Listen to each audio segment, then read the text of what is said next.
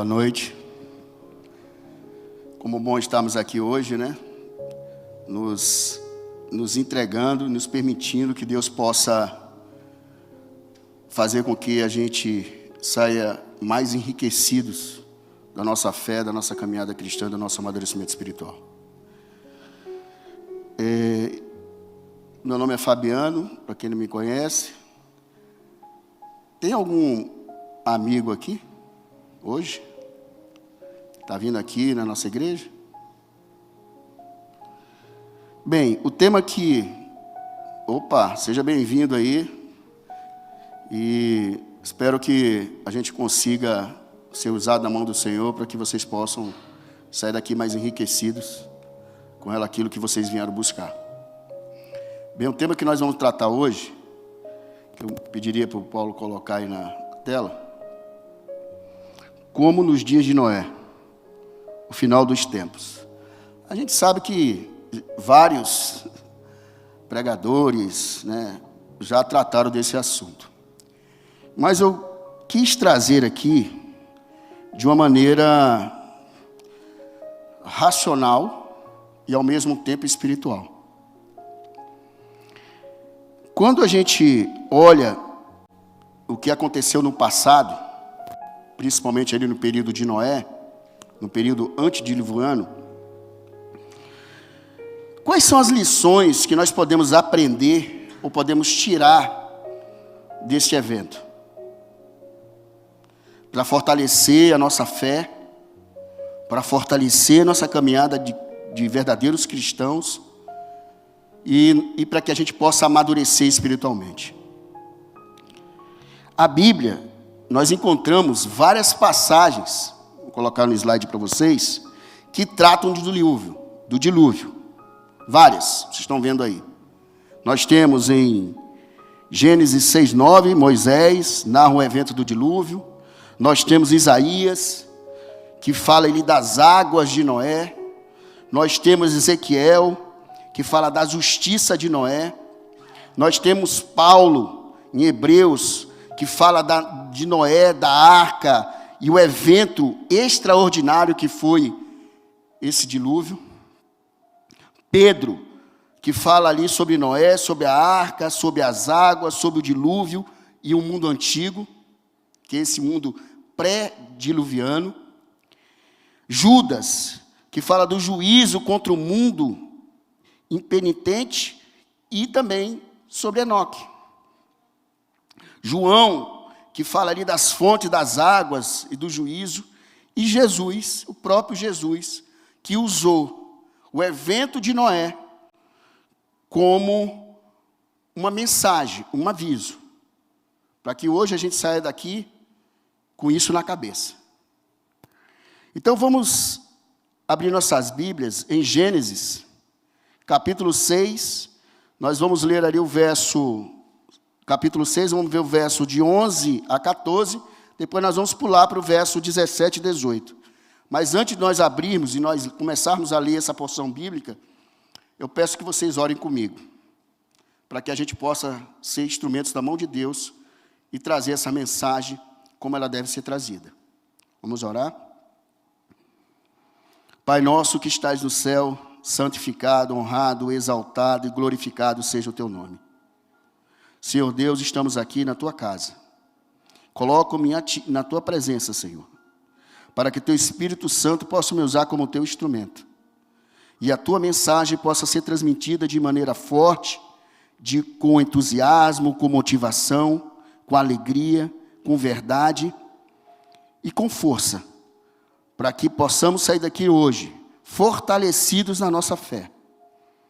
E também que o teu nome possa ser exaltado e glorificado sempre. É o que nós te pedimos e agradecemos em nome de Cristo Jesus. Amém. Então vamos lá em Gênesis 6, nós vamos ler aí os versos de 11 a 14, que diz assim.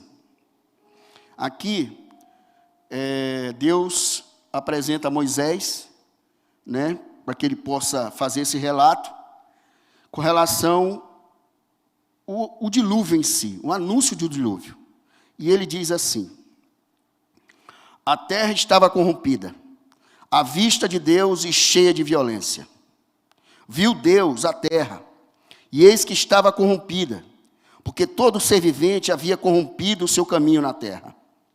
Então disse Deus a Noé: resolvi dar cabo de toda a carne, porque a terra está cheia da violência dos homens.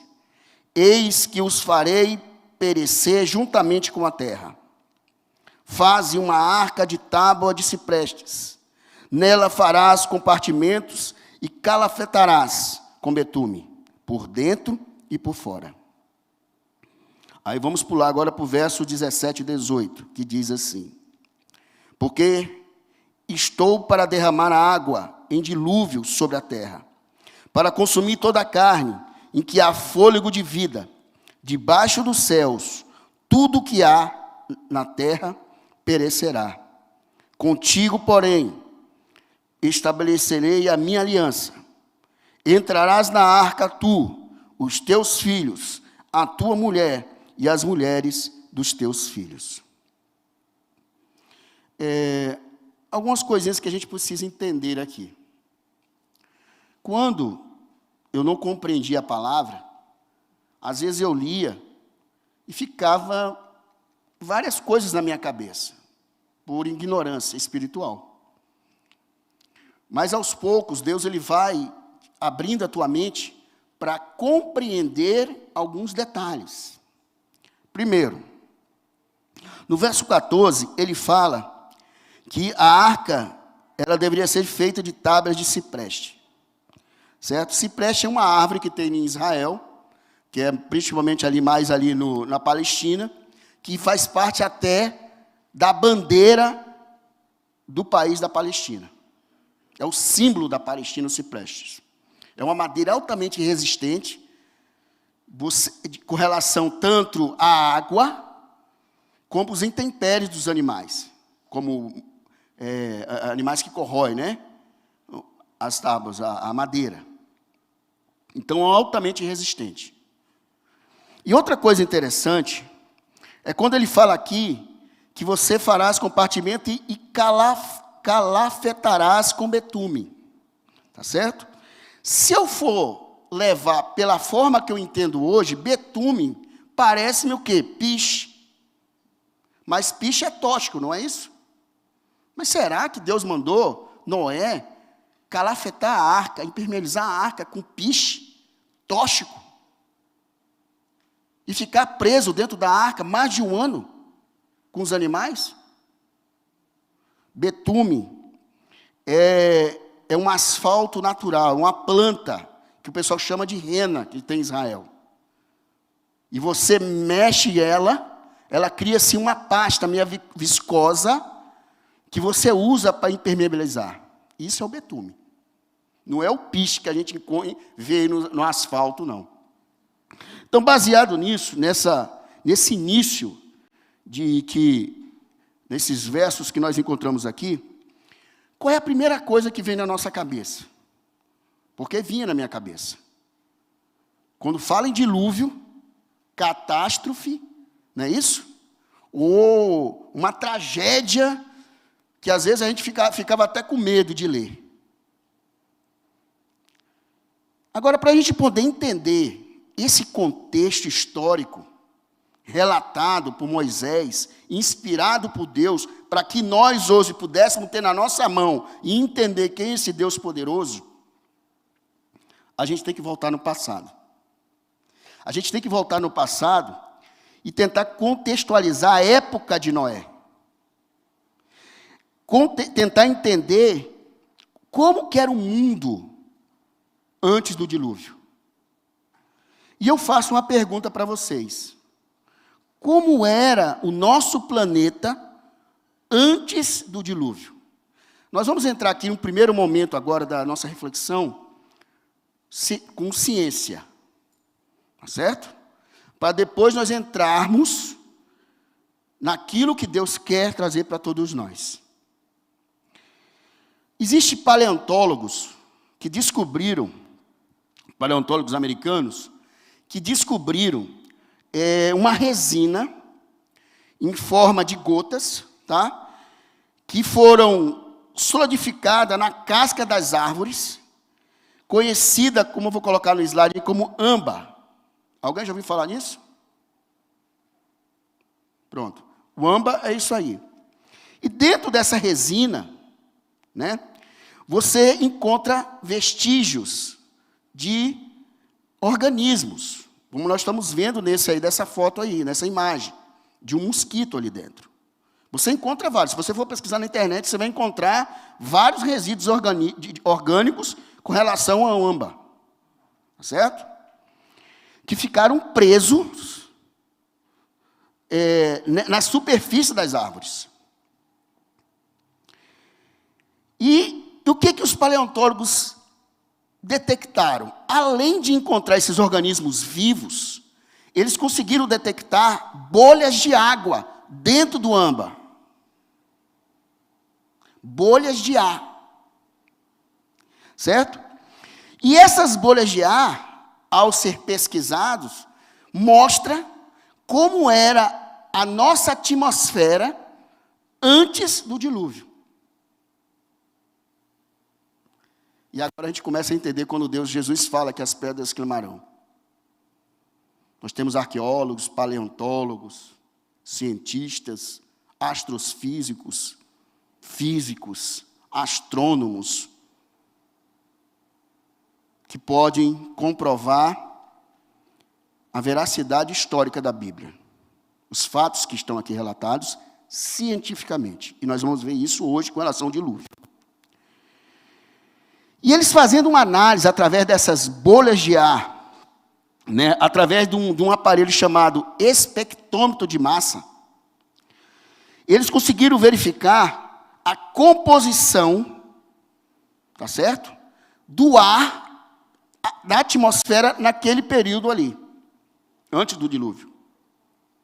E eles descobriram, né, baseado nesse aparelho espectrômetro de massa, que o oxigênio da atmosfera era 35% maior do que nós temos hoje. Hoje, nós temos 25% de oxigênio no nosso planeta. Isso afeta muita coisa. E uma pergunta que pode surgir aqui, que eu me fiz. Como esta quantidade de oxigênio de 35%, que foi detectado através do espectrômetro de massa do nosso planeta, quando existia, que existia antes do dilúvio, o que levaria, o que ocasionaria com o nosso planeta, com esses 35% de oxigênio na nossa atmosfera? Vamos ver alguns exemplos do nosso planeta. Vocês estão vendo isso aí? Eu trouxe 2. Eu podia ter trazido mais, mas por causa do tempo a gente não tem como ficar aqui. Quanto mais a gente estuda, mais eu fico maravilhado com esse Deus. E aí você tem dois exemplos simples com relação a esse quantitativo de 35% de oxigênio quando o nosso planeta existia, né? No nosso planeta antes do período diluviano. Nós temos aí a preguiça gigante. Olha o tamanho da preguiça. Estão vendo o tamanho ali do homem? Do lado dela. Essa preguiça é um fóssil que foi encontrado em Lagoa Santa, na região metropolitana de Belo Horizonte, em 1834. E vocês estão vendo também ali do lado um fóssil de uma libélula.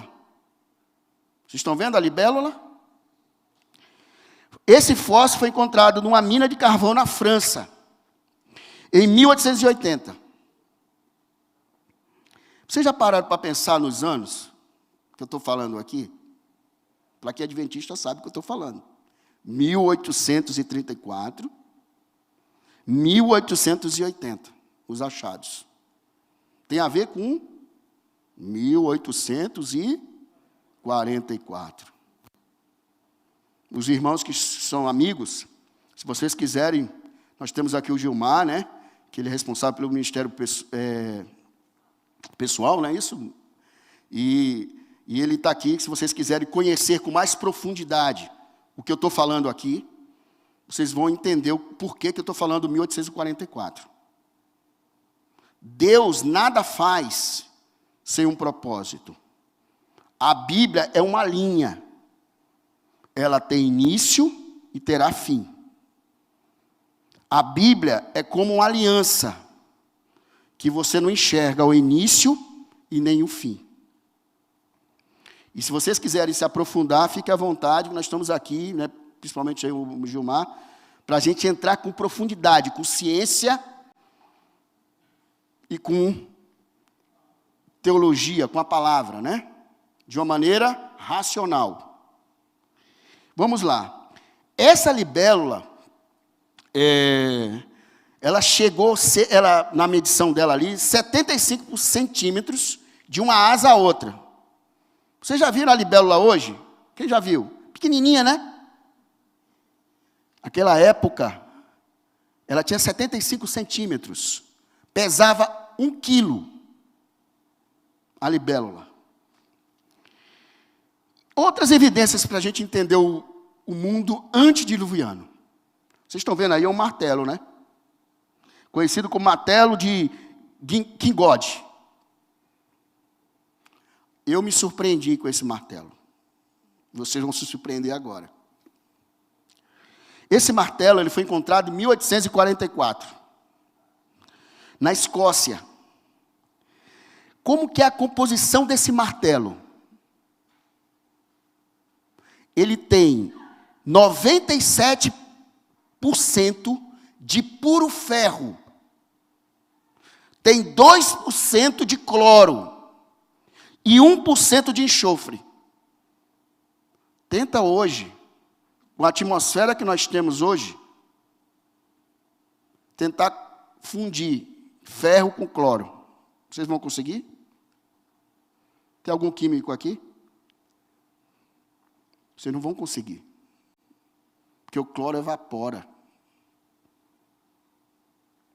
Eles encontraram 2% de cloro fundindo no ferro puro.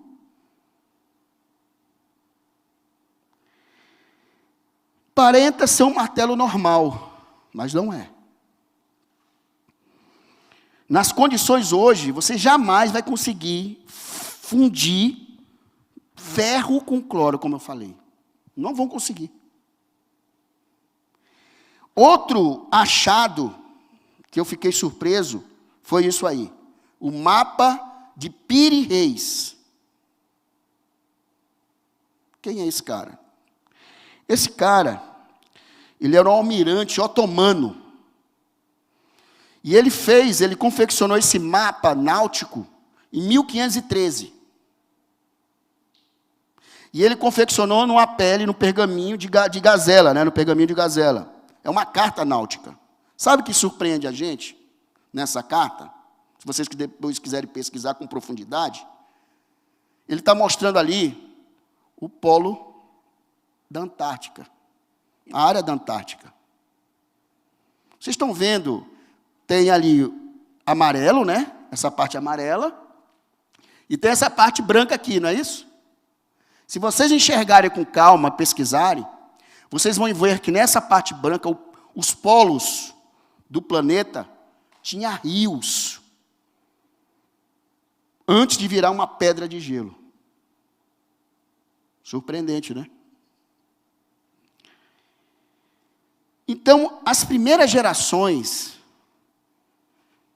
que o mundo teve no período antediluviano, eles viviam em boas condições de sobrevivência na Terra. O que eles tinham aqui no nosso planeta? Com 35% de oxigênio na nossa atmosfera. Ar puro para respirar. O oxigênio faz com que você cresça. Você viu ali a preguiça, a libélula. Então, imagina qual era o tamanho do homem. Alguns teólogos estudiosos dizem que Adão tinha mais ou menos 4 metros de altura. Se eu encontro uma preguiça com 6 metros, será que Adão era pequeno como nós somos hoje? E a Bíblia retrata aqui de uma cama, de um rei. Está escrito na Bíblia, não sei o que estou dizendo, não. A cama tinha 4 metros. Na Bíblia, se vocês quiserem, pesquisem. Também nós tínhamos longevidade. E aí a gente encontra, que já a gente vai falar, da genealogia de Adão, de Noé. Homens com 900 anos viviam. Isso é história em quadrinho. Será? Outra coisa, alimentação saudável. Alimentação abundante. As condições climáticas que nós tínhamos no nosso planeta eram favoráveis para tudo isso. O Gênesis 5, capítulo 5, Deus ali vem apresentar a descendência de Adão. Para que Deus pediu para que Moisés colocasse no Pentateuco, no primeiro livro do Gênesis, a descendência de Adão? Para quê? Vocês já se perguntaram? Eu me perguntei, para quê? Ele tinha um propósito. Sabe qual é o propósito? Vejamos alguns pontos aqui. Vocês estão vendo aí? A cronologia, a genealogia de Gênesis 5. Se você observar, Adão, vocês estão vendo uma linha vermelha do dilúvio aqui, não estão vendo? Uma linha vermelha aqui, ó. Antes, Adão tinha 930 anos. Sete, 912. Enos, 905. Cainã, 910. E vai. E uma coisa que Deus quis deixar registrado é mostrar para todos nós, cristãos, que um dia teríamos tanto o Pentateuco, que são os 5 primeiros livros do Antigo Testamento, como todo o seu Antigo Testamento, os livros, e o Novo Testamento, para que nós, racionais que somos, buscasse pesquisar e conhecer quem era Deus. E muitas pessoas ignoram isso aqui. Será que nós também devemos ignorar? Vamos lá. Após o dilúvio, o mundo mudou. Aí eu trouxe aqui uma linha, eu trouxe aqui um tempo de vida até a geração de Noé. Isso aqui é um estudo, tá, gente? Isso aqui, tudo que eu estou pegando aqui foi pesquisa. Não foi eu imaginando, não. De cientistas com renomes, pós-doutor, doutores nas suas áreas. Tem um livro com 800 páginas que retrata o dilúvio. Eu tenho praticamente quase todos os livros que tratam sobre o dilúvio. De pessoas físicas, astrônomos, químicos, climatologistas, que tratam sobre isso. Olhando na ótica da ciência. Então, vocês estão vendo ali, eu coloquei em círculo vermelho Noé, com 950 anos. E aí, nós temos a linha do dilúvio. O que aconteceu com o gráfico? Vocês estão vendo que o gráfico decaiu? O que aconteceu depois do dilúvio? Houve mudança da pressão e da temperatura no nosso planeta. O oxigênio de 35% caiu para 21%. O que levou o nosso planeta que era favorável, era bem estruturado, que a gente vai ver já aqui? A tendência natural é o quê? Começou a decair. Aí entra a lei da segunda lei da termodinâmica, empetrofia, né? Que é o quê? Você começa perfeito e quanto vai passando, as coisas vão se deteriorando. Se você quer fazer um teste, compre um tênis zerado, coloca no teu armário, não tira ele da caixa, depois de 20 anos vai olhar o tênis lá. Aí você vai entender a segunda lei da termodinâmica. Mas vamos lá. Então aqui você observa que 100 foi para 600, Heber caiu para 464 anos, Abraão 175, Jacó 147, José 110. E o que a Bíblia diz aqui? Qual é o máximo que um homem poderá viver? Quanto? Está escrito. Quando falo homem, é humanidade, tá? Homem e mulher. Então, agora nós precisamos conhecer a linhagem de Noé. Noé veio de uma linhagem de um casal perfeito. Adão e Eva, quando foram criados do pó da terra, e não do pó de Marte, não do pó de Júpiter, não de pó de Saturno, pó da terra. Por que pó da terra?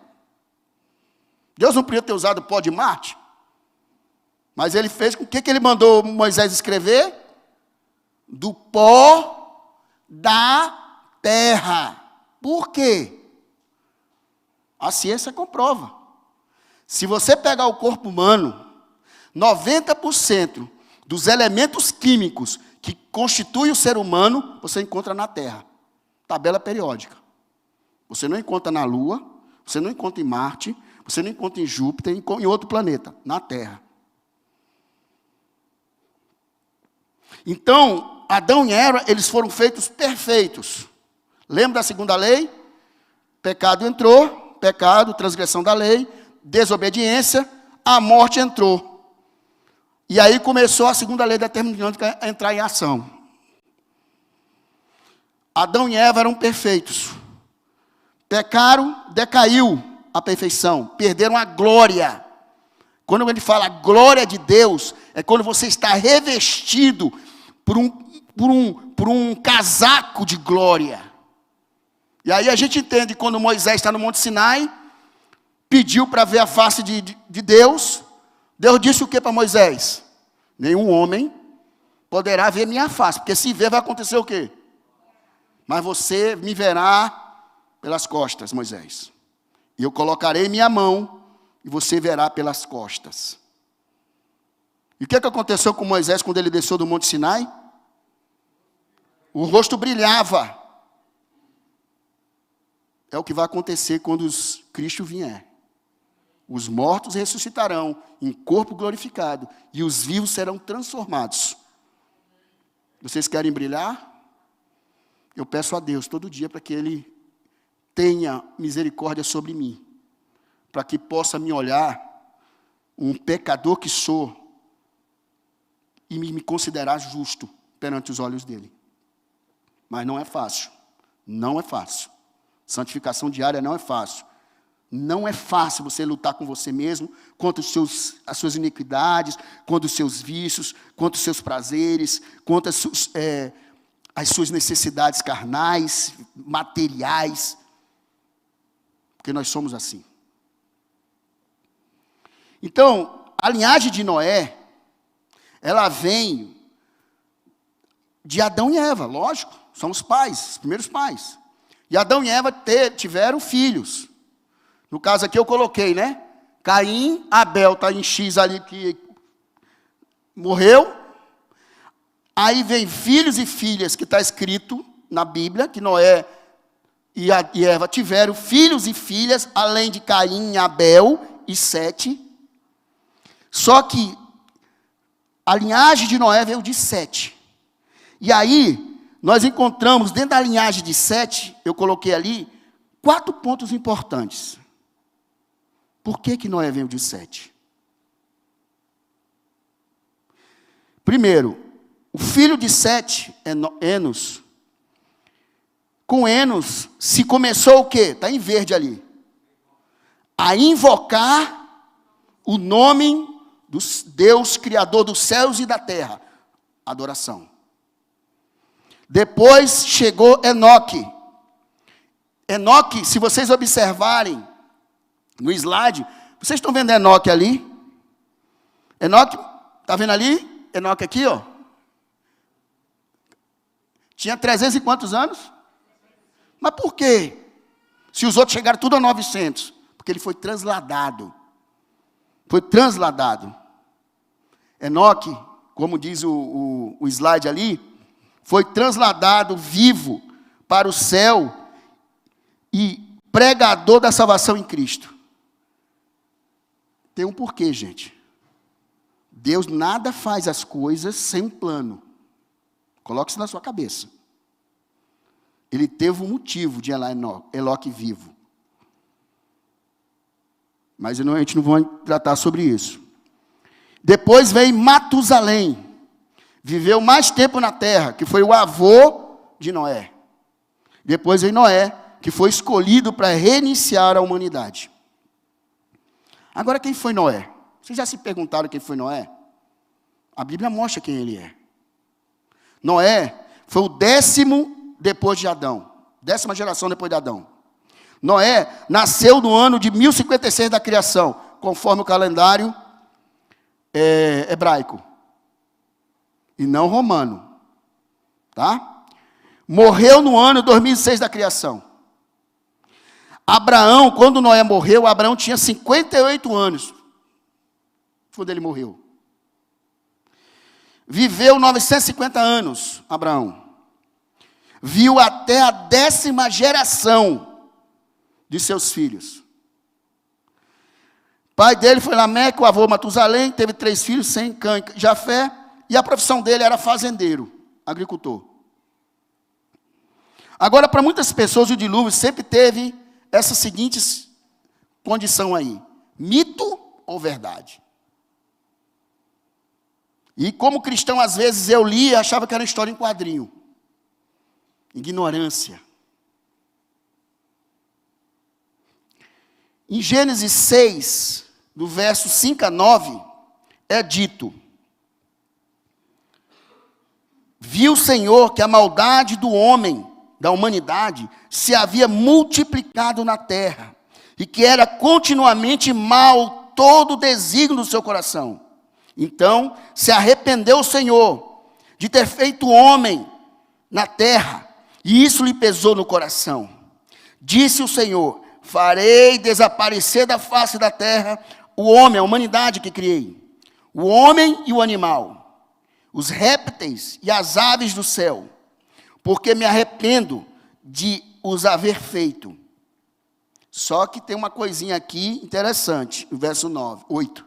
Porém, Noé achou o quê? Graça diante do Senhor. Eis a história de Noé. Noé era um homem justo e íntegro entre os seus contemporâneos. Noé andava com Deus. Então aqui a gente observa como Deus descreve Noé. O texto aqui ele apresenta uma terra má, uma terra corrupta, uma terra em que as pessoas eram maus, o gênero humano era corrompido, no caráter, nos seus princípios, nos seus valores. O pecado veio sobre a humanidade, tão diabólica e estranha, o pecado veio, que destruiu princípios e valores humanos. Chega-se a dizer que, na época do dilúvio, do pré-diluviano, período antediluviano, na época de Noé, as pessoas comiam gente, os filhos, os animais crus. A maldade era muito grande. E levando a humanidade o que também? A pornografia, levando a humanidade à prostituição, levando a humanidade à infidelidade, levando a humanidade à corrupção. E a pergunta que eu faço para todos nós aqui: será que os pecados de hoje são novos? Será que no tempo de Noé, antes do dilúvio, a situação era muito parecida com a situação que a gente vive hoje? Tudo que vemos no contexto de hoje, do mundo que a gente vive, eram vividos também no mundo na época de Noé. Por exemplo, homem com 2 mulheres, mulheres com vários homens, homem com homem, mulher com mulher. Será que a gente não vive isso hoje?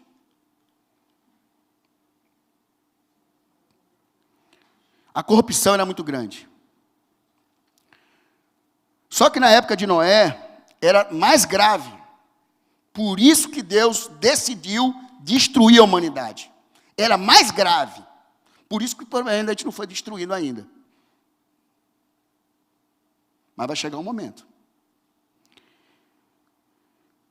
Então nós podemos estar pensando aqui assim: se no tempo de Noé a situação era pior do que a situação que vivemos hoje, por que ainda nós não fomos destruídos? Mas Deus olhou naquela geração um homem, pelos olhos deles, considerado justo e íntegro. Achou graça nos olhos do Senhor. Um homem fiel, um homem íntegro. E Deus sempre vai achar filhos que são fiéis e íntegros perante os seus olhos, em qualquer geração. Agora, quem são essas pessoas fiéis e íntegras perante os olhos do Criador? Aquelas que guardam os seus mandamentos. Mesmo no mundo que ela vive, ela não se permite ser corrompida nos seus princípios e valores. Pessoas que temem o Senhor, do temor que significa obediência, não é medo, é obediência, é a questão de respeito ao Pai Criador. Pessoas que lutam para manter as suas famílias no caminho certo, num caminho íntegro, num caminho de valores, num caminho de princípios, que alicerce a família sobre a rocha, que é Cristo. Só que a gente vive num mundo em que as pessoas dão descrédito e querem destruir as famílias, os princípios e valores familiares. Nós, como cristãos, não podemos deixar. Ou você é verdadeiramente cristão e defende a bandeira de Cristo, ou você brinca de ser cristão. Eu sempre falo isso, porque isso serve para mim. Isso, quando eu falo, é para mim. Pessoas que choram arrependidas dos erros que cometem, que abalam seus princípios e valores. E o que é que a gente observa? Noé andava com Deus, está escrito. Do mesmo jeito que Enoque. Está lá escrito em Gênesis 5, no verso 22 e 24. Enoque também andava com Deus. Por isso Noé achou graça diante dos olhos de Deus.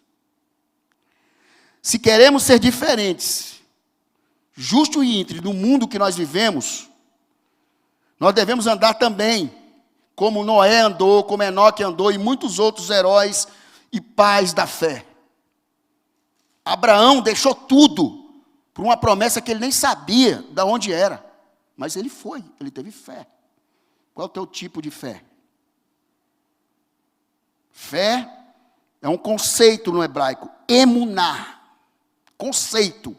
Não é uma palavra, é um conceito. Qual é o tipo de fé que você tem? Você tem que entender o que é fé. Isso significa que nós devemos andar com Deus, buscar os princípios e valores cristãos que alicerçam a nossa vida.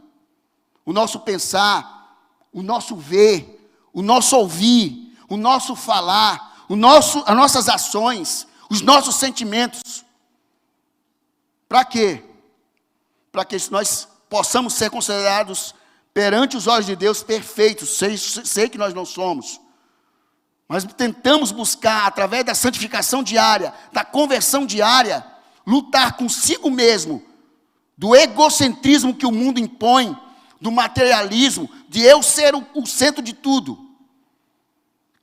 Sair do pedestal e ser humano. Cristo disse uma coisa, ele resumiu as leis de Deus em duas.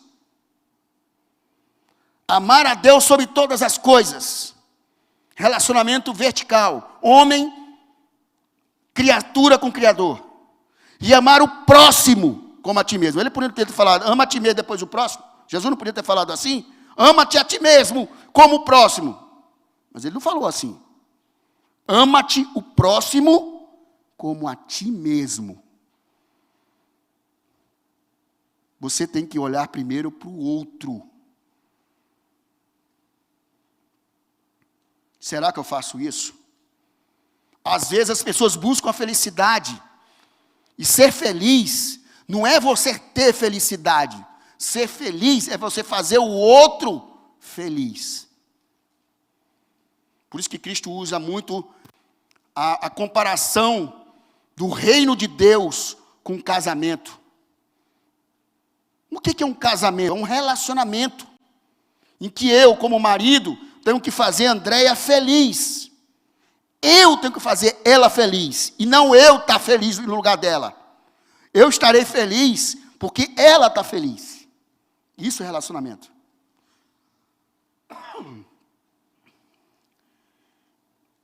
Outra coisa importante que a gente precisa saber, que no mundo que a gente vive, a gente não está passivo a não ter tentação. Todos nós temos debilidades, nós temos fraquezas, nós temos vícios, nós temos desejos da carne. Por isso que o jovem rico não entendeu o que Jesus explicou para ele. E você está entendendo o que Jesus está querendo te dizer? Deixe tudo e me segue. Mas o jovem rico, materialista que era, vou deixar nada. Jesus não queria que ele deixasse as coisas. Jesus queria mostrar para ele que ele estava colocando a felicidade em coisas. Será que eu estou buscando felicidade em coisas? Melhor iPhone, melhor tênis, melhor terno, melhor sapato, melhor carro, melhor casa. Aí você compra, fica feliz. Dá uma semana você já está querendo um novo. Porque nós estamos, o ser humano, ele está tendo um vazio existencial. Vazio existencial. Ele está tentando buscar nas coisas um sentido para a vida dele. Quando eu fiz filosofia, tem 3 coisas importantes que o homem busca, desde que se diz homem, desde que se diz pensador racional, da onde eu vim, porque eu estou aqui e para onde eu vou. Eu não fiz essa pergunta para mim. Eu tenho a resposta. Hoje eu estou em paz. Eu sei de onde eu vim. Pó da terra. Eu não fui de Marte, nem de Plutão. Foi da terra. E teve um oleiro que me construiu, como um jarro. Que me moldou. Que pegou os elementos químicos da natureza e constituiu o homem. Você, eu e nós. Eu sei de onde eu vim. Quem me criou? Eu sei porque eu estou aqui. Cristo disse: seja sal e luz. Você coloca uma lamparina debaixo da cama? Não. Você coloca a lamparina no alqueire da casa, para iluminar a casa. Você está iluminando a tua casa? Você está iluminando o teu trabalho? Você está iluminando a tua família? Você está iluminando a tua igreja? Você está iluminando onde você vive? Seja luz. O propósito é você ser pequenos Cristo nas vidas das pessoas. Ser luz na vida das pessoas. Esse é o propósito da nossa existência. Fazer com que as pessoas conheçam Cristo e busquem em Cristo essa luz. Saia das trevas. E eu também sei para onde eu vou. Nova Jerusalém. A Canaã celestial. Você só vai entender isso se você compreender o que está escrito na Bíblia. Você vai tirar essa tua angústia dessas questões existenciais em que a filosofia até hoje, os filósofos, os pensadores, não conseguem responder. Mas a Bíblia tem a resposta. Simples. Creia você ou não. Escolhas.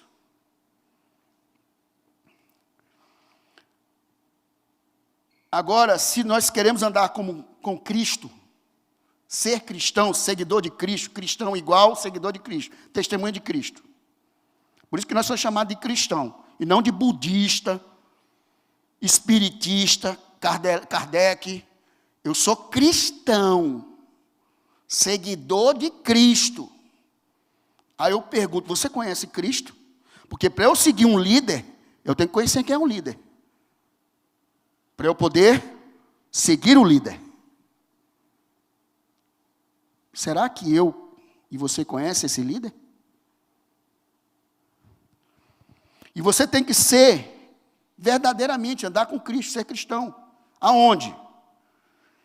Para que as pessoas possam ver você como pessoas justas e íntegras no mundo que você vive. No trabalho, na faculdade, na escola, na família, na igreja, na sociedade, no bairro, aonde você vive. Agora eu faço outra pergunta para você. É possível ser íntegro e justo no meio desta Babilônia? Opa! Babilônia, Babel, Torre de Babel. Está escrito na Bíblia. Foi registrado, tem um propósito. Lembra que eu falei que nada que foi colocado na Bíblia foi em vão? Tem uma conexão. A Bíblia é um quebra-cabeça. Se você não souber montar, você não vai ter resposta. Eu aprendi isso. Agora você tem que se permitir. Do mesmo jeito que você estuda matemática, primeira série, segunda série, terceira série, quarta série, quinta série, sexta série, ensino fundamental, primeiro ano, ensino básico, né, fundamental, universidade. Ou você sai da primeira série já fazendo equação do segundo grau. Não, é um processo. Acúmulo de conhecimento. E cristão, será que também não é assim, não? Ou você acha que ser cristão, aleluia, amém, amém. Aí ele entra de um jeito e sai do mesmo jeito. Você tem que evoluir. Crescimento espiritual. Saco vazio não fica em pé, eu sempre falo isso. Se eu não me alimento fisicamente, meu corpo vai padecer. E o corpo espiritual precisa de alimento. E o alimento está aqui, ó. Agora, queira você ou não, se alimentar. Aí tem gente que gosta de fazer regime, né? Só água, biscoito. Mas chega uma hora que o corpo vai padecer. E nego brinca de só ter água com biscoito. Para que eu possa ser forte, eu tenho que ter os alimentos corretos para fortalecer meu organismo. E o corpo espiritual também precisa de alimento forte. E você vai encontrar na Sagrada Escritura. É o alimento. Então, Babilônia, Babel, Torre de Babel. O que significa, né? Corresponde a um símbolo da confusão e rebeldia do povo. Por isso que Deus mandou, porque Deus falou, o que aquele Deus disse para Adão e para Eva? Crescei e multiplicai, e enchei só o Éden,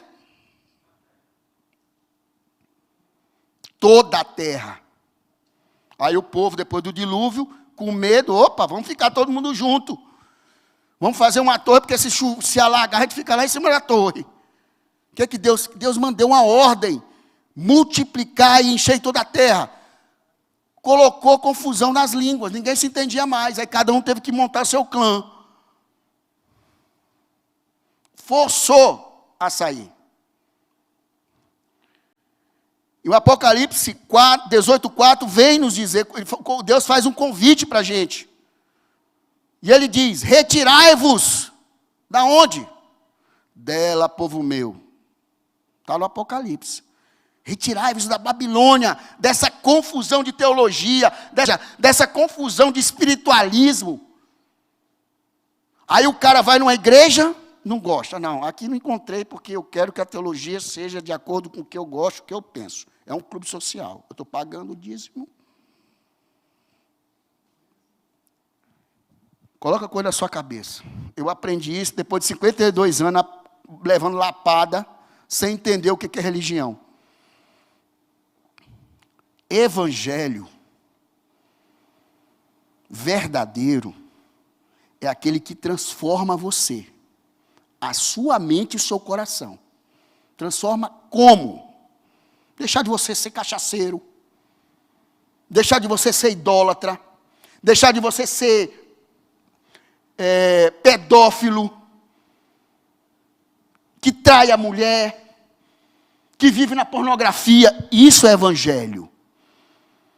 Por isso que Deus fala, é o que sai de dentro do homem, não é o que o homem come. É o que sai dele. A transformação, por isso que Cristo usa muito a questão de mente e coração. Mente, racionalidade. Coração, sentimentos. Nós somos um ser, o quê? Holístico em sentimentos, em pensamentos. Só que nós temos problemas, nós temos defeitos. E você tem que vencer os seus defeitos. E Deus decide o quê? Decide acabar com aquela geração, com aquele mundo antediluviano. Deus decidiu acabar com aquela geração. Corrupta, maldosa. Uma geração perdida. Mas Deus chamou Noé para uma missão. Uma missão importante, hein? Porque se ele não aceitasse, a gente não estava sentado aqui agora, não. Aí vem outro questionamento. Como está a terra hoje? Eu coloquei algumas imagens aí. Guerras, fome, terrorismo, destruição, né? Prostituição, doenças.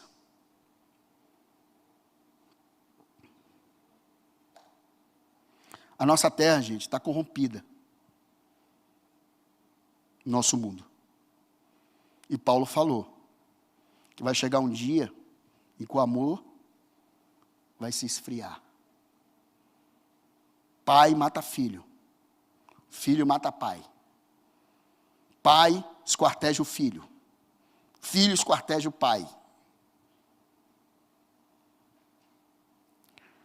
Gênesis 6,12 mostra como as coisas estavam complicadas no tempo de Noé. Nós lemos aqui. No meio dessas situações que a geração corrupta vivia, na época de Noé, Deus vê em Noé um homem justo. Ele achou graça, achou um homem para chamar ele para uma missão. E você? Será que você não recebe uma missão, chamado, e você não está nem aí? E qual foi a missão? Construir uma arca.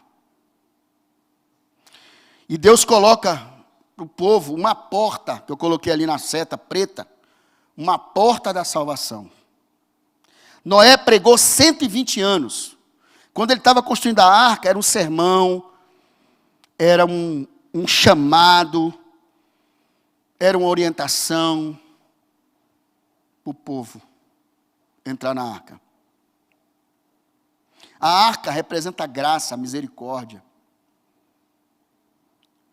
a salvação e a bondade de Deus para cada um de nós. Cada dia que Noé trabalhava naquela arca, eu fico imaginando o que ele pensava. Porque ele sabia do que ia acontecer. E Deus estava avisando o mundo que seria destruído. E queria que o povo entrasse na arca. Agora tinha um problema. Qual o problema? O que está escrito ali? A pergunta, qual é a pergunta? Será que havia chovido antes do tempo pré-diluviano? Está escrito. Gênesis 2, vamos lá, Gênesis 2. Nós vamos ler os versos 5 e 6. Gênesis 2, 5 e 6. Não havia ainda nenhuma planta no campo, na terra, pois ainda nenhuma erva do campo havia brotado, porque o Senhor Deus não... O que está escrito na tua Bíblia aí? Não fizera chover sobre a terra. E também não havia homem para lavar o solo, porque ele estava construindo ali, né, os dias construindo a... Mas existia o que no nosso planeta? Uma neblina subia da terra e regava toda a superfície do solo. Opa! Será que existia isso? Será que a ciência pode provar isso? Pode. E eu vou mostrar para vocês aqui agora. O nosso planeta, como eu falei no início, com aquele âmbar, com aquela bolha de ar, os cientistas conseguiram mostrar que a atmosfera terrestre do nosso planeta tinha 35% de oxigênio. Eu falei isso aqui. E com essa nível de oxigênio, a temperatura e pressão do nosso planeta era estável, era constante. Não havia condensação de vapor d'água. O que eu quero dizer? Não tinha nuvens. Agora, por que não permitia a condensação? A resposta o cientista nos apresenta através do eixo do nosso planeta. Vocês estão vendo o planeta? O planeta, ele tem um eixo norte-sul e a linha do Equador. O nosso planeta, antes do dilúvio, o eixo era 90 graus. Isso foi comprovado cientificamente. Com isso, com eixo 90 graus, a temperatura, o clima, era igual do polo a polo.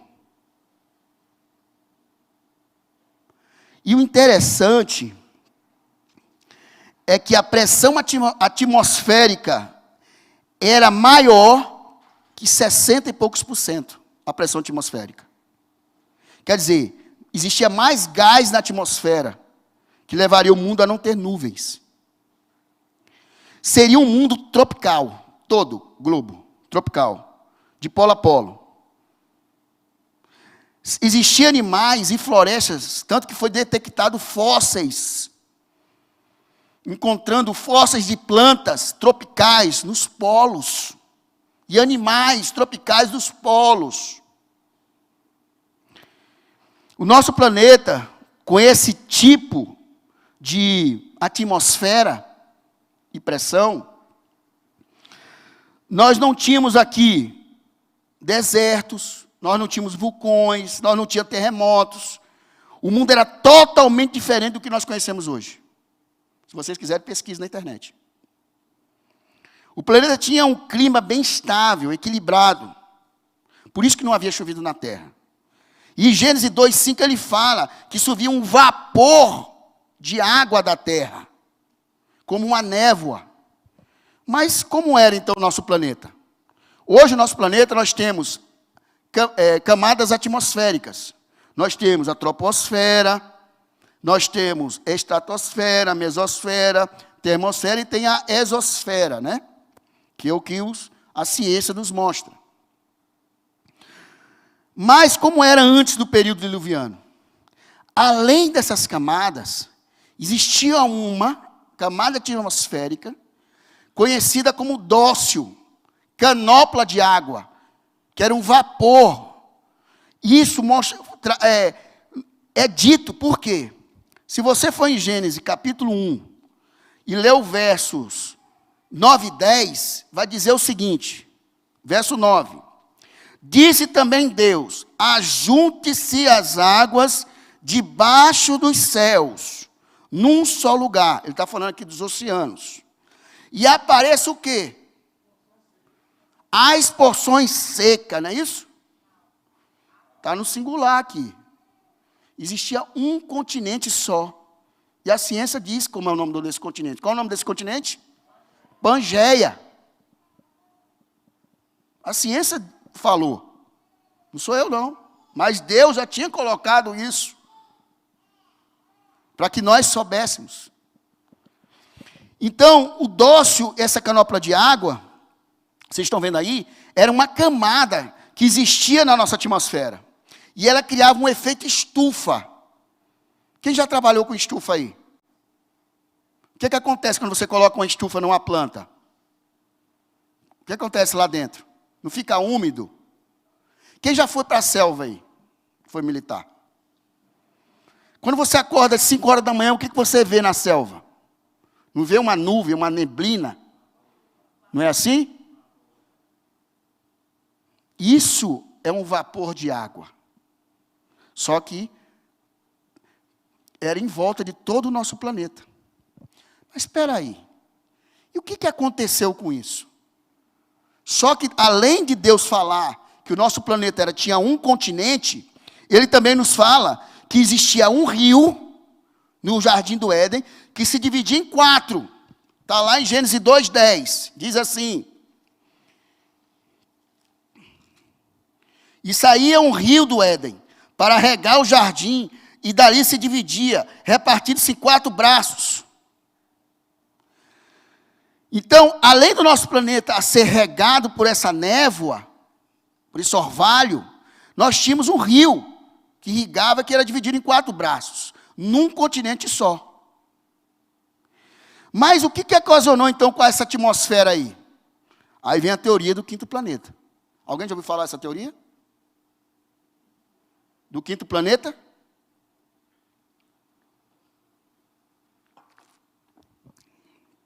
Vocês estão vendo essa imagem aí? Nós temos ali o Sol, Mercúrio, Vênus, né? Aí vem Terra, vem Marte. Depois de Marte nós encontramos o quê? O que está escrito ali? Cinturão de asteroides. Os cientistas chegaram à conclusão em que existia um 5º planeta.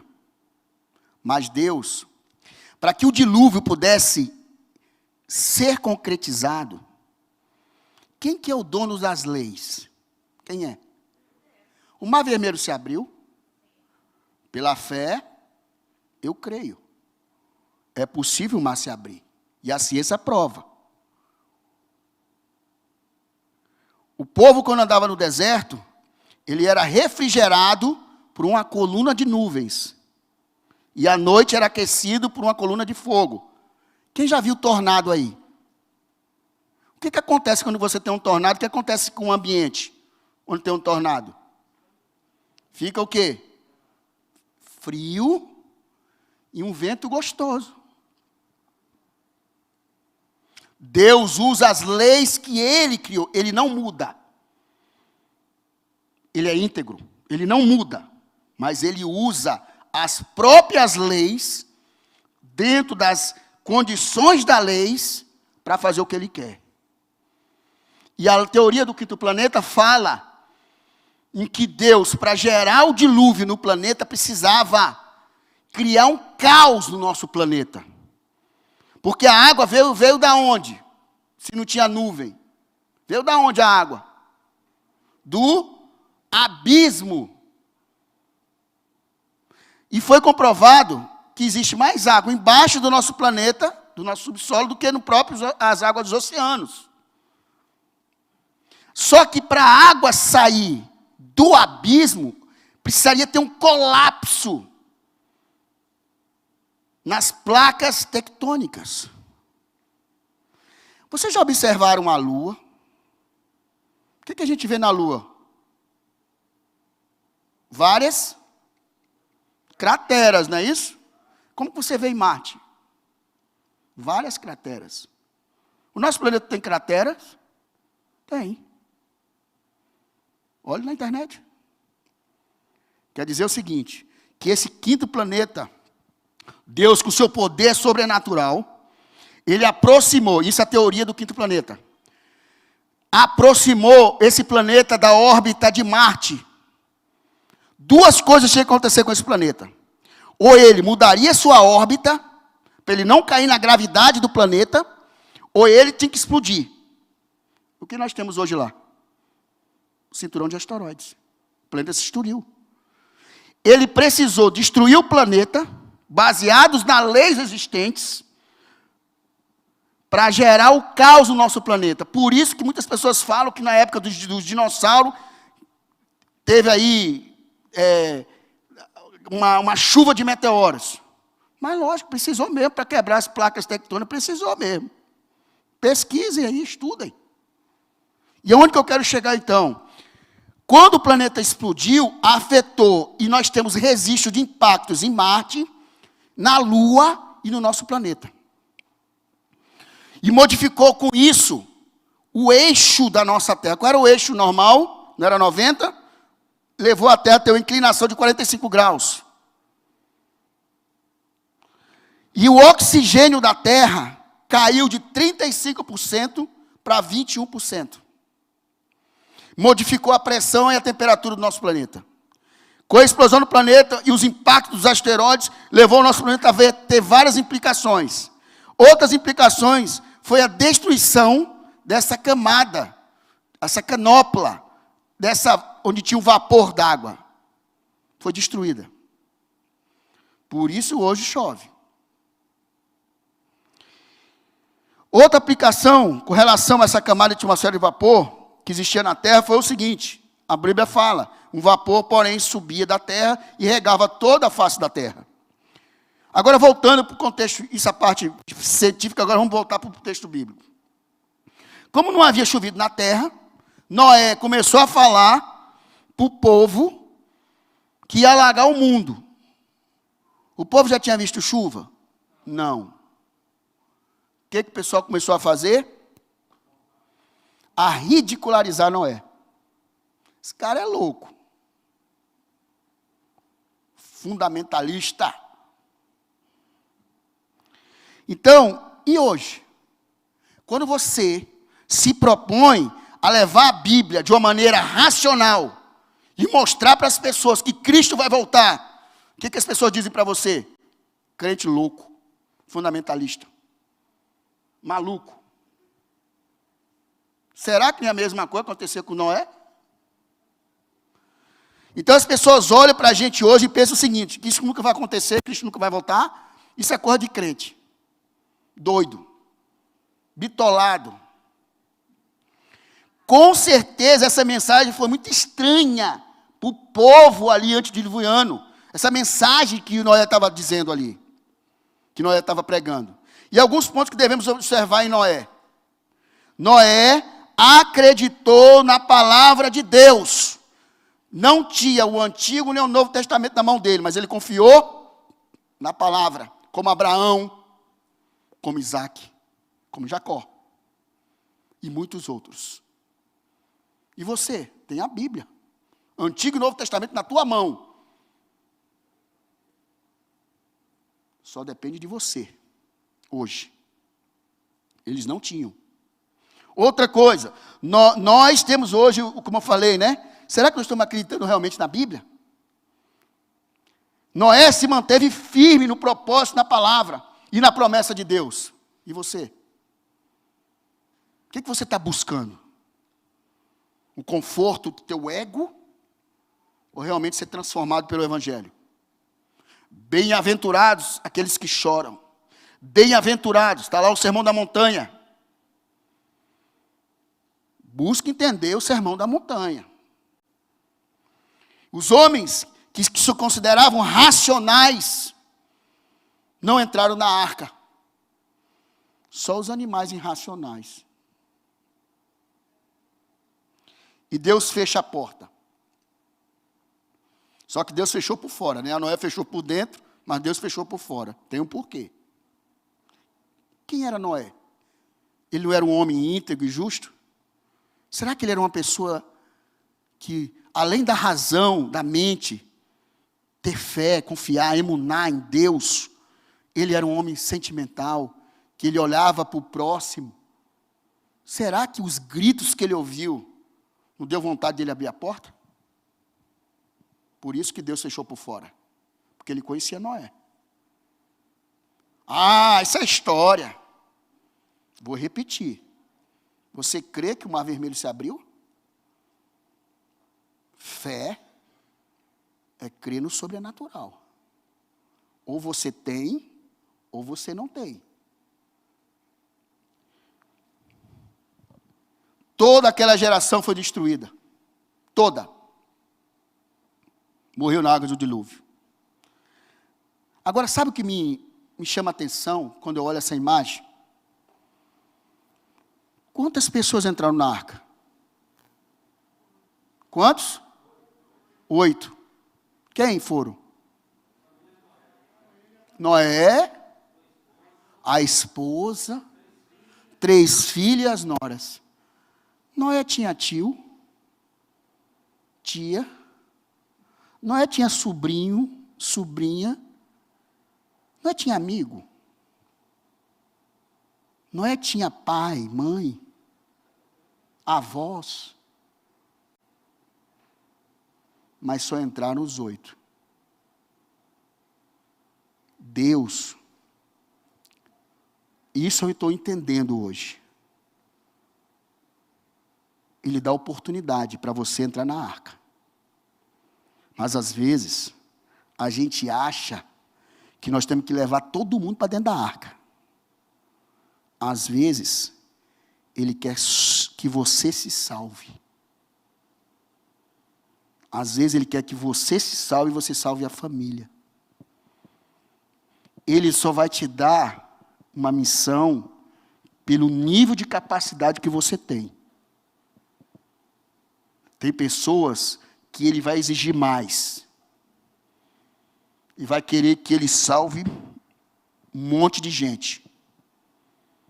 Tem pessoas que Ele quer que ela se salve somente. Noé tinha todo esse tipo de gente. Mas ele pregou o plano da salvação de Deus por 120 anos. E só salvou a família dele. Hoje, eu e cada um de vocês aqui vamos estar pregando o Evangelho.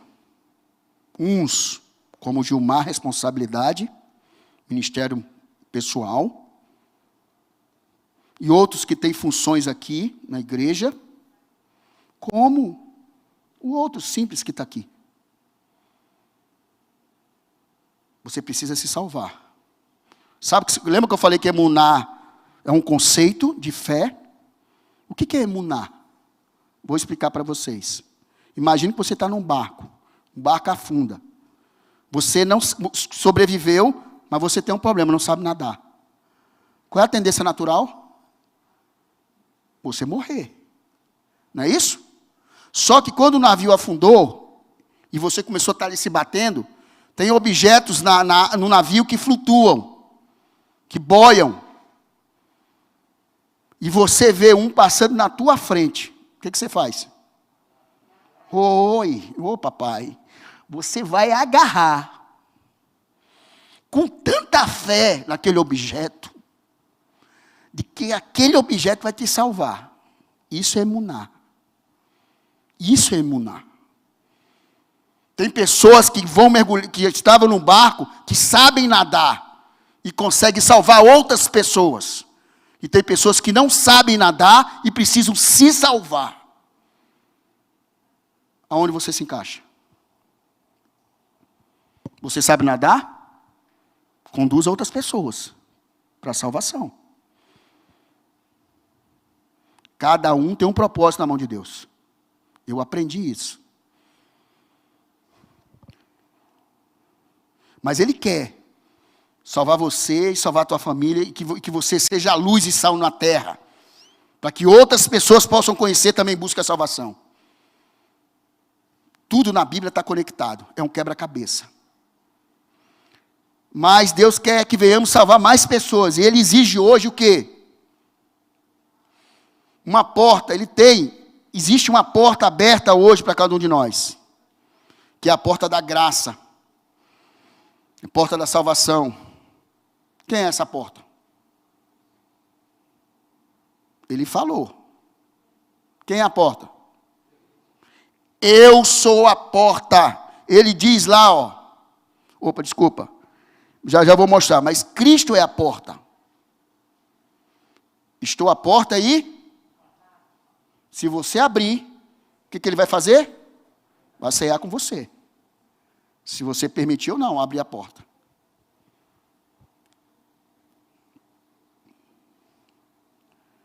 Hoje, estima-se no mundo, cerca de 7 pontos, isso foi o último que eu vi aqui na internet, que eu pesquisei de IBGE, 7,9 bilhões de seres humanos no planeta Terra. Todos os dias nascem gente e morre gente, todo dia. Tudo isso por causa de quem? Noé, que entrou na arca. E Deus falou a mesma coisa para Noé e para a família dele, o que Ele falou para Adão e Eva. O mesmo texto. crescei, multiplicai e enchei toda a terra. Está lá escrito. Você vai ver que a mesma coisa que Deus falou para Adão e Eva no Gênesis inicial ali, na criação do homem e da mulher, ele falou para Noé quando saiu da arca.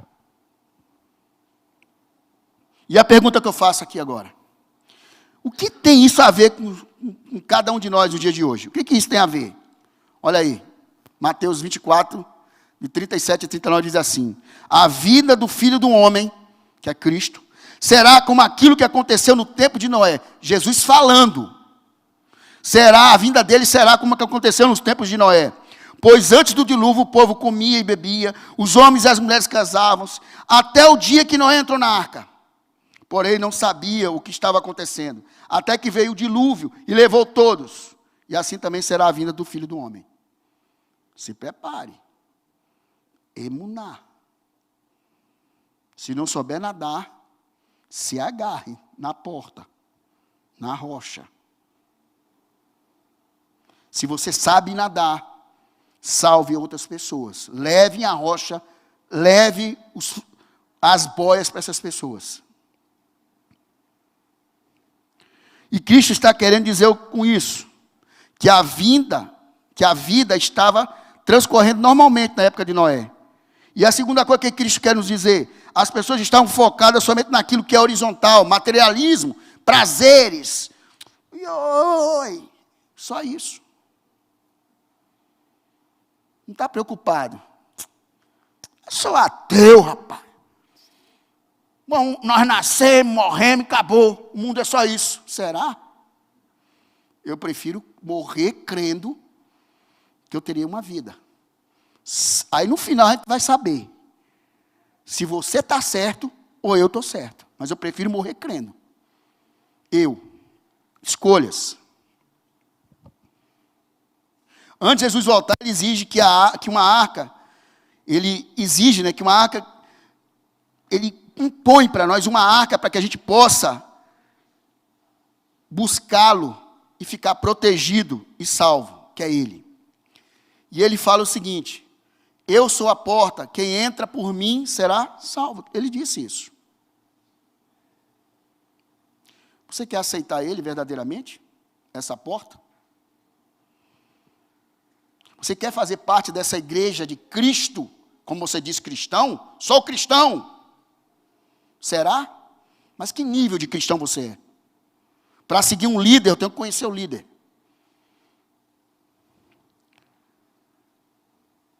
A arca moderna é a igreja. Por isso que Cristo usa o relacionamento do homem e mulher, o casamento.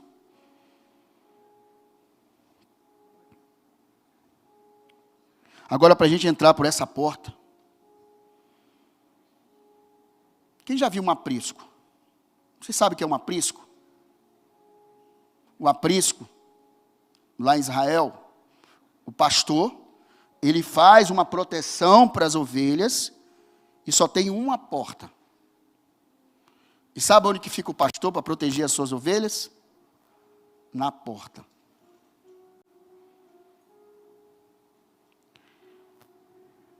Nós temos que nos preparar, gente, para a volta de Cristo. Queira você crer ou não. A palavra de Deus vem fazendo uma comparação direta com o dilúvio, com a volta de Jesus. A arca, ela é a graça que Deus nos deu através do seu Filho. Quando eu olho para a cruz e vejo Cristo, que morreu por mim, eu fui justificado pelo emuná da fé nele. Isso vai me levar a ele. E para que eu possa vencer e receber a coroa da vitória prometido por Deus em Apocalipse, é olhar para os mandamentos de Deus. Mandamento não salva. Mas eu, por amor a Cristo, que morreu na cruz, justificando a morte dele por minha causa e por causa de vocês, eu olho para os mandamentos E o mandamento me cria um parâmetro para que eu possa viver neste mundo, para ser considerado justo e íntegro perante os olhos de Deus. De amar a Deus sobre todas as coisas. De não adorar estátuas e idolatrar. De guardar o sábado como o dia do Senhor. De não matar. De não mentir. De não roubar. De não ser corrupto.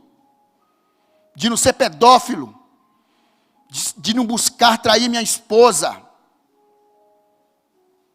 Os mandamentos vai me alicerçar o meu caminho. Para que eu não saia. Todos aqui são motoristas, não são?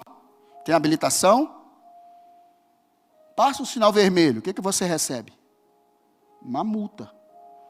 As leis de trânsito existem para que você seja considerado um motorista decente na sociedade. E a lei de Deus, ela está para transformar você e eu num verdadeiro seguidor de Cristo. E testemunhar Cristo para as outras pessoas.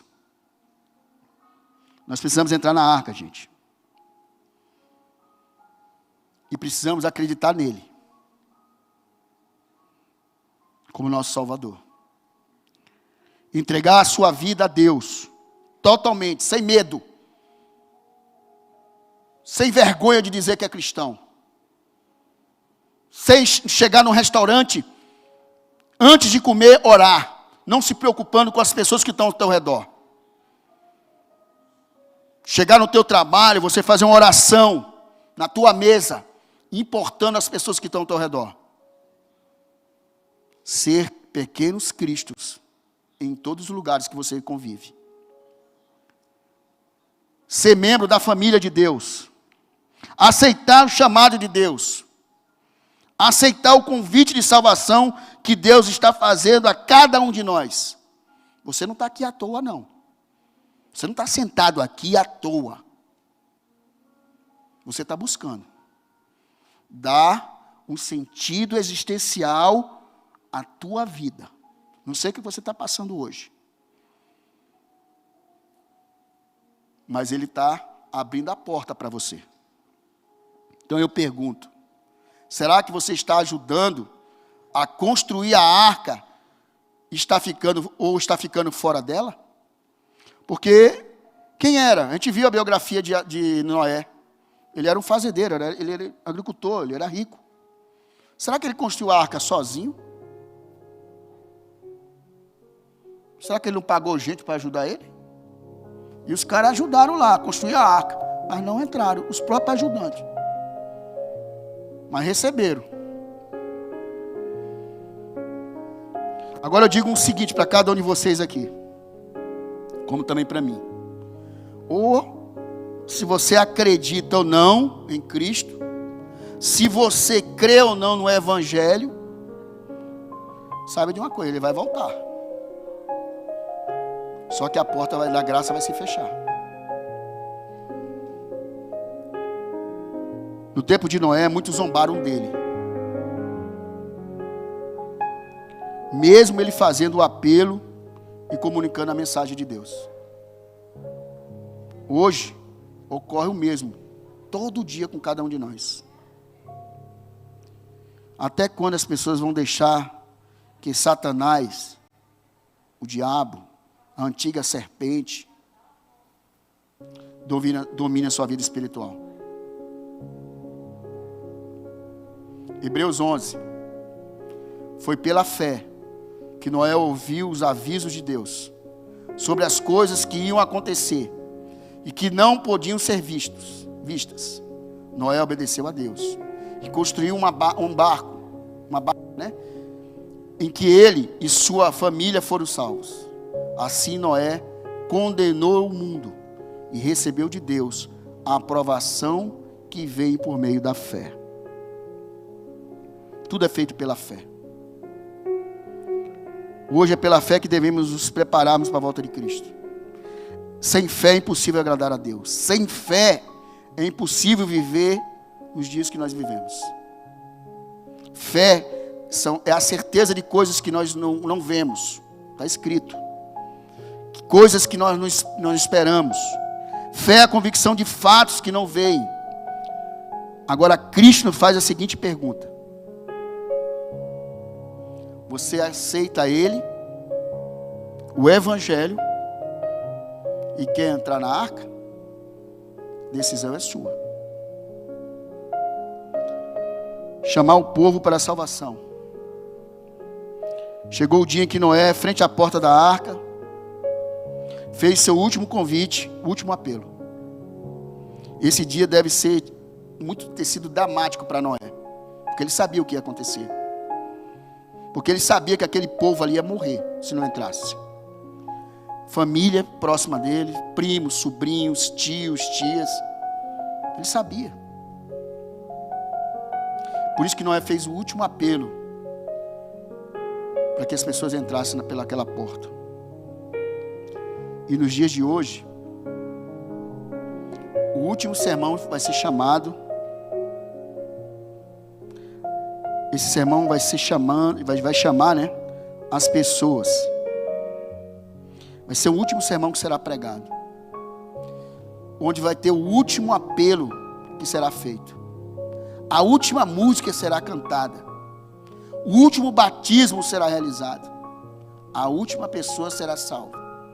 As últimas palavras de chances de salvação serão pronunciadas.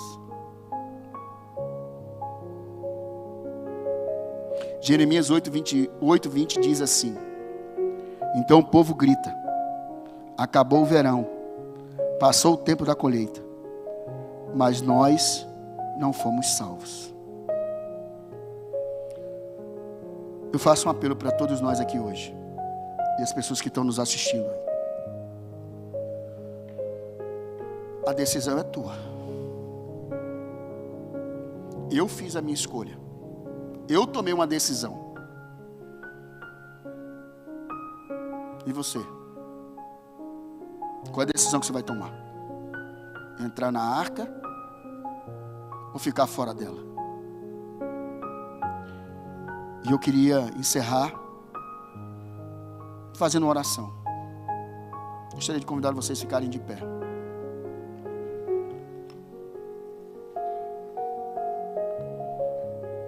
Vamos orar. Querido Pai, querido Deus, Criador do céu e da terra. O Senhor que é o princípio, o fim, o alfa e o ômega. O Senhor que é o Deus de Abraão, de Isaac e de Israel. Nosso Criador. Pai amado, estamos aqui, Senhor, abrindo as nossas mentes e nossos corações para Ti.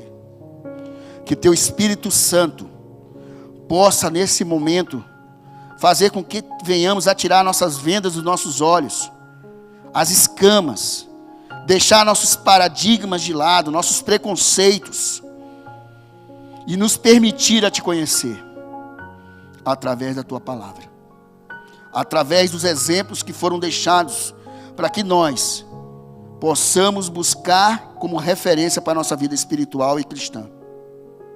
Que a gente possa sair daqui hoje alimentados e fortalecidos na nossa fé, na nossa caminhada cristã, e que nós possamos nos amadurecer espiritualmente, para que venhamos a ser verdadeiros cristãos, verdadeiros seguidores de Cristo, verdadeiros testemunhas de Cristo neste mundo. Que não tenhamos vergonha de dizer que somos cristãos, que não tenhamos vergonha de mostrar através dos nossos atos, do nosso pensar, daquilo que nós olhamos, ouvimos, falamos, sentimos, que realmente somos seguidores de Ti, Senhor. Que sejamos fiéis aos Teus princípios e valores, e que venhamos a buscar nos Teus estatutos, nas Tuas leis, o alicerce necessário para a nossa fé. E que no dia que Cristo voltar, estejamos conscientes e preparados da sua volta, e poder dizer em brado para todos que estiverem ao nosso redor: em Ti eu confiei, e em Ti entregarei a minha vida. E que possamos ser considerados perante Teus olhos íntegros e justos, para que possamos receber a coroa da vitória que foi nos prometida. Que nós possamos sair daqui hoje fortalecidos. Que o Senhor possa nos conduzir, através do Teu Espírito Santo, nos proteger, nos levar para nossas casas, para os nossos trabalhos, para os nossos afazeres do dia a dia. E que sejamos luzes e sals neste mundo. Senhor Deus, eu entrego as nossas vidas nas Tuas mãos. E que Tu faças conforme o Teu propósito e vontade para cada um de nós. É o que eu te peço. Em nome deste homem que veio a este mundo, que morreu por mim e por todos vocês, foi crucificado, foi sepultado, mas ressuscitou. Está aguardando o momento para vir. E que nós estejamos preparados para poder entrar na arca. É o que eu te peço em nome dele. Amém.